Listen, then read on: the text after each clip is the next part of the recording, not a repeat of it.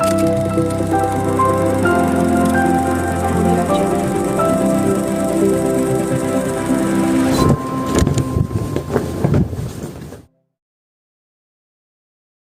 tanggal 14 Agustus 1945, Jepang menyerah tanpa syarat kepada sekutu. Berita tentang kekalahan Jepang tersebut sangat dirahasiakan oleh Jepang. Bahkan, semua stasiun radio disegel oleh Jepang. Tetapi, tokoh golongan muda yakni Sultan Syahrir mendengarnya.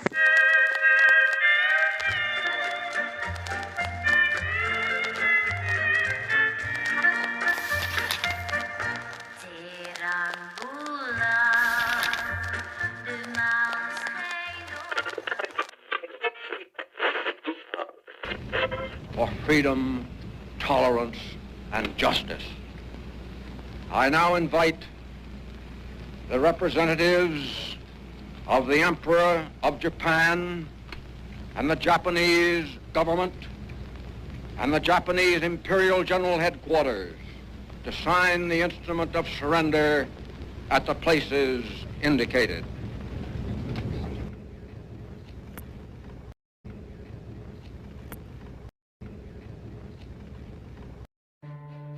Aku harus memberi informasi ini ke Bung Hatta.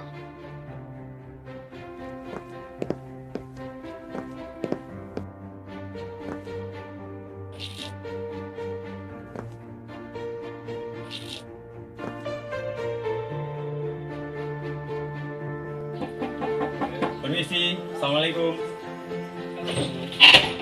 Assalamualaikum. Waalaikumsalam. Duduk. Terima kasih, Bung. Bung, Jepang telah menyerah. Karena itu, saya minta Bung Karno dan Bung Hatta dapat memproklamasikan Indonesia.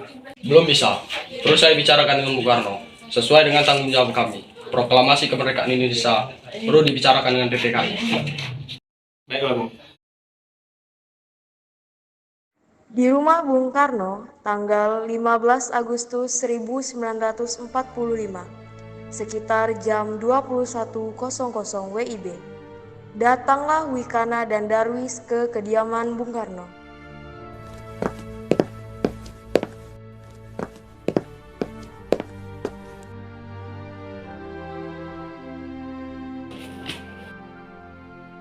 Bung, Jepang telah menyerah kepada sekutu. Tolong proklamasi kemerdekaan Indonesia segera dilakukan malam ini juga. Bung, paling lambat besok tanggal 16 Agustus 1945. Apabila Bung Karno tidak mengumumkan kemerdekaan malam ini juga, besok akan terjadi pertumpahan darah. Ini gorok leher saya. Saya ke pojok itu juga. Sudahilah nyawa saya malam ini juga. Jangan nunggu besok-besok. Saya sebagai ketua PPKI tidak bisa melepas tanggung jawab saya. Karena itu, saya tanyakan nanti besok kepada wakil-wakil PPKI. Hah? Baik, Bung. Karena gagal memaksa Bung Karno dan Bung Hatta untuk memproklamasikan kemerdekaan Indonesia, para pemuda malam itu sekitar pukul 24.00 tanggal 15 Agustus mengadakan pertemuan di Jalan Cikini 71 Jakarta. Para pemuda yang hadir antara lain Sukarni, Yusuf Gunto, Khairul Saleh, dan Sodangko Singgi. Mereka sepakat untuk membawa Soekarno dan Muhammad Hatta keluar kota. Tujuannya agar kedua tokoh ini jauh dari pengaruh Jepang dan bersedia memproklamasikan kemerdekaan Indonesia. Para pemuda juga sepakat menunjuk Sodangko Singgi untuk memimpin pelaksanaan rencana tersebut. Waalaikumsalam. Bung, sekarang juga ikut kami. Mana? Pokoknya ikut. Baik, tetapi saya minta Bung Karno harus ikut. Siap.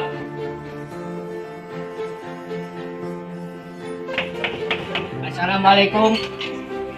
Ya, Waalaikumsalam. Adakah Bung Karno? Ya, Bung Karno di dalam. Ada apa ya? Pokoknya saya mau bertemu Bung Karno. Baiklah, silakan masuk. Bung, sekarang juga ikut kami. Mana? Pokoknya ikut. Jakarta sedang tidak aman.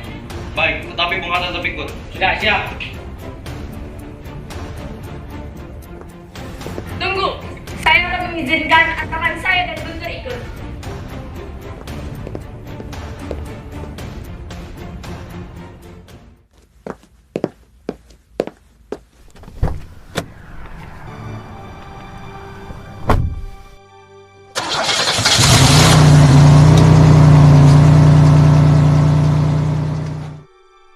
mobil rombongan Bung Karno dan para pemuda itu bergerak ke arah timur menuju Jatinegara dan terus ke timur dan akhirnya sampai di Kecamatan Rengas Dengklok.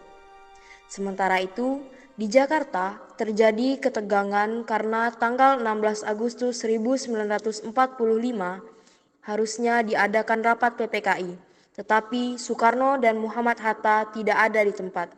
Ahmad Soebarjo segera mencari kedua tokoh tersebut, dan akhirnya setelah terjadi kesepakatan dengan Wikana, Ahmad Soebarjo ditunjuk dan diantarkan ke Rengas Dengklok oleh Yusuf Kunto. Di Rengas Dengklok, khususnya di rumah seorang Tionghoa di Jau Kie Seong.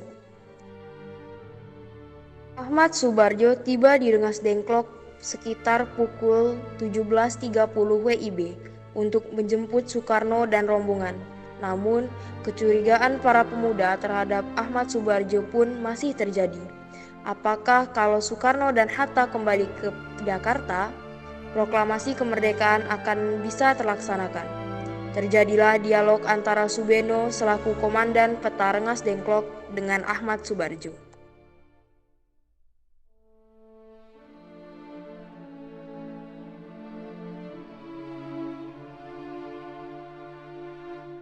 Apa proklamasi dapat dilakukan sebelum tengah malam nanti? Tidak mungkin. Sekarang sudah sekitar jam 8 malam. Kami harus kembali ke Jakarta, lalu mengundang para badan anggota untuk mempersiapkan kemerdekaan. Itu membutuhkan banyak waktu. Kami khawatir untuk menyelesaikannya. Bagaimana kalau jam 6 besok pagi? Saya akan berusaha sekuat tenaga agar dapat selesai jam 6 pagi. Besok tengah hari beduk, pasti sudah beres. Kalau tidak bagaimana? Mayor, kalau semua besok gagal, belum terjadi proklamasi pada tanggal 17 Agustus jam 12, sayalah jaminannya, sayalah yang bertanggung jawab, tembak matilah saya. Dengan jaminan itu, maka Soedanko Subeno mewakili para pemuda mengizinkan Soebarjo untuk bertemu Bung Karno dan Bung Hatta. Ahmad Soebarjo meyakinkan kalau Jepang telah menyerah. Akhirnya, Bung Karno, Bung Hatta bersama rombongan kembali ke Jakarta. Dengan demikian, berakhirlah peristiwa di Rengas Dengklok. Sesampainya di Jakarta, Soekarno mengantar pulang Fatmawati dan putranya bersama rombongan. Soekarno langsung pergi ke rumah Maeda. Oleh Maeda, Soekarno dan Hatta diantar ke kediaman Nishimura. Dan pada saat di kediaman Nishimura, Tuan Nishimura, kami minta izin untuk mengadakan rapat PPKI untuk persiapan pelaksanaan kemerdekaan. Oh, tidak bisa Tuan, karena siang tadi kami sudah mendapatkan mandat dari sekutu agar tidak terjadi perubahan status quo di Indonesia. Mereka Indonesia menjadi tanggung jawab orang Indonesia, bukan tanggung jawab orang Jepang. di rumah Maeda dilakukan perumusan teks proklamasi. Di ruang makan rumah Maeda berlangsung pertemuan penting untuk merumuskan teks proklamasi. Di dalam ruangan itu ada Bung Karno, Bung Hatta, dan Ahmad Soebarjo, disaksikan Sukarni, Sudiro, dan BM Dia. Mana kertas? Bagaimana bunyi kalimat pertama dalam piagam Jakarta? Kita agak lupa. Kita tidak membawa dokumennya, tapi isinya kira-kira demikian. Kami, bangsa Indonesia, menyatakan dengan ini kemerdekaan Indonesia. Kalimat itu kurang revolusioner. Perlu ditambah dengan langkah-langkah yang menunjukkan pengambil alihan kekuasaan. Bagaimana tambahannya? Hal-hal yang mengenai pemindahan kekuasaan dan lain-lain diselenggarakan dengan cara seksama dan tempo yang singkat.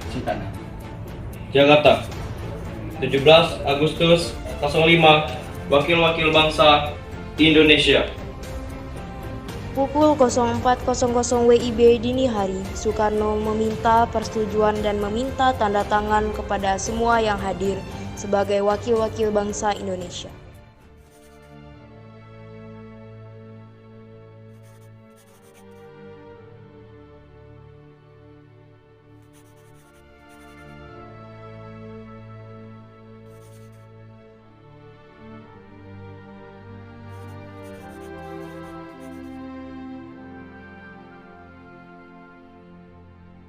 Teks proklamasi harusnya ditandatangani oleh 2 orang saja.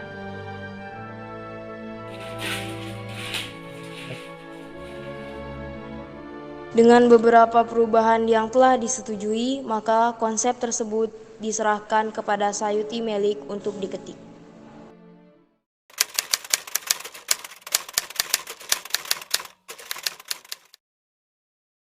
Di kediaman rumah Bung Karno, Jalan Pegangsaan Timur nomor 56.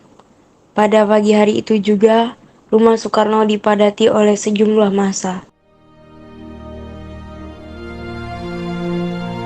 Proklamasi.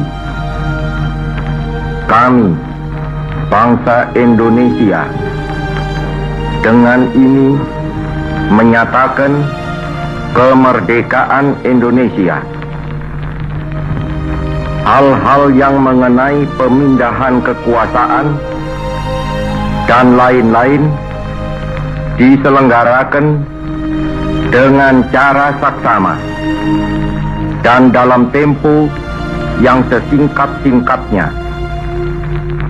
Jakarta, 17 Agustus 1945,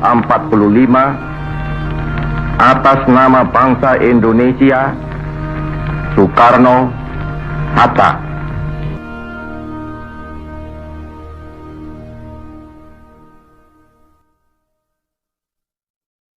Wali Kota Jakarta memerintahkan kepada Wilopo untuk mempersiapkan peralatan yang diperlukan.